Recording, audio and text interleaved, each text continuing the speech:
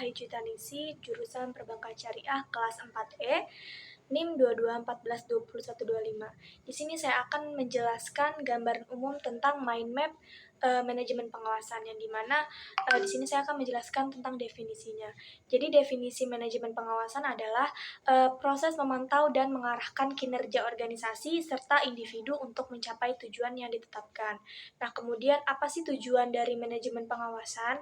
Jadi tujuannya itu adalah untuk memastikan kinerja optimal, kepatuhan terhadap kebijakan dan prosedur, dan deteksi dan pencegahan penyimpangan. Nah, kemudian di sini ada fungsi manajemen pengawasan. Jadi fungsinya itu ada 4. Yang pertama itu perencanaan, perorganisasian, pelaksanaan, dan pengendalian. Jadi di sini perencanaan itu untuk menetapkan standar, tujuan, dan metode pengawasan.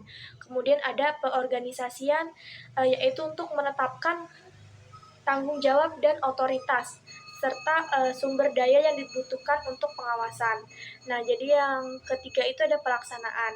Pelaksanaan itu untuk melakukan pengawasan sesuai dengan rencana yang telah ditetapkan. Kemudian ada pengendalian. Jadi pengendalian ini untuk menilai hasil pengawasan dan mengambil tindak korektif jika diperlukan. Nah, kemudian di sini ada metode pengawasan. Jadi pengawasan langsung itu melibatkan observasi langsung dan interaksi dengan karyawan atau proses. Nah, kemudian ada pengawasan tidak langsung, yaitu melibatkan penggunaan laporan, indikator kerja, dan teknologi untuk memantau kinerja.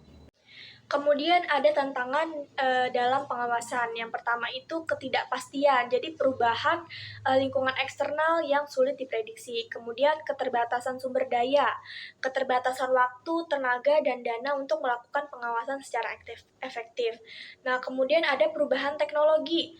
Perubahan teknologi yang mempengaruhi cara kerja dan memerlakukan adaptasi dalam pengawasan.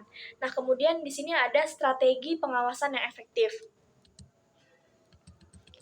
Jadi strateginya adalah komunikasi yang jelas dan terbuka, kemudian teknologi untuk memantau kinerja secara real time, pelatihan dan pengembangan karyawan untuk meningkatkan pemahaman tentang pentingnya kepatuhan dan kinerja yang baik.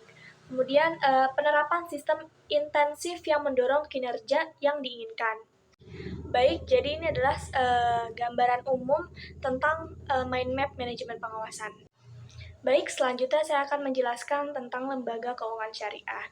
Jadi, lembaga keuangan syariah itu adalah institusi keuangan yang beroperasi berdasarkan prinsip-prinsip syariah dan hukum-hukum Islam.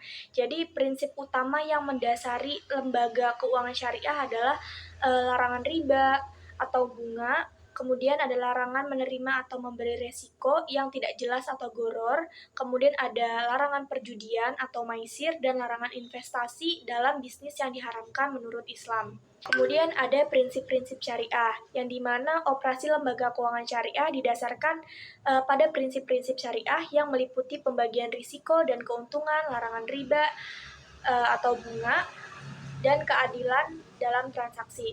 Kemudian mekanisme bagi hasil. Jadi lembaga keuangan syariah menggunakan mekanisme bagi hasil atau mudorobah dan musyarakah dalam transaksi mereka. Nah, di mana pihak-pihak yang terlibat berbagi keuntungan dan kerugian sesuai dengan kesepakatan.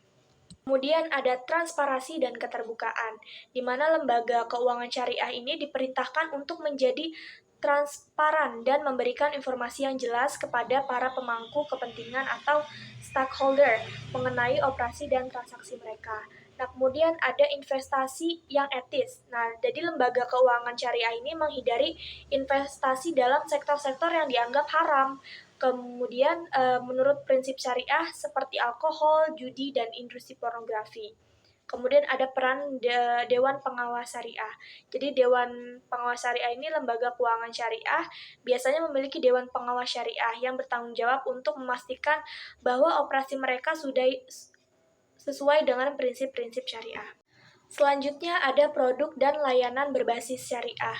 Jadi lembaga keuangan syariah ini menawarkan berbagai produk dan layanan yang sesuai dengan prinsip syariah, seperti pembiayaan dan prinsip mudorobah, ijaroh, dan wakalah.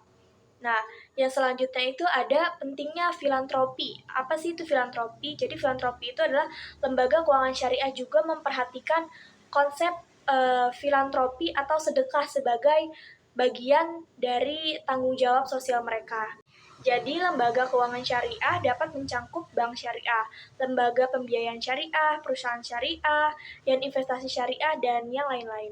Tujuan dari lembaga keuangan syariah ini adalah untuk menyediakan solusi keuangan yang sesuai dengan prinsip-prinsip Islam dan memberikan alternatif bagi individu yang dan bisnis yang ingin berinteraksi tanpa melanggar aturan agama mereka. Jadi sekian mungkin dari penjelasan saya. Kurang lebihnya mohon maaf. Wassalamualaikum warahmatullahi wabarakatuh.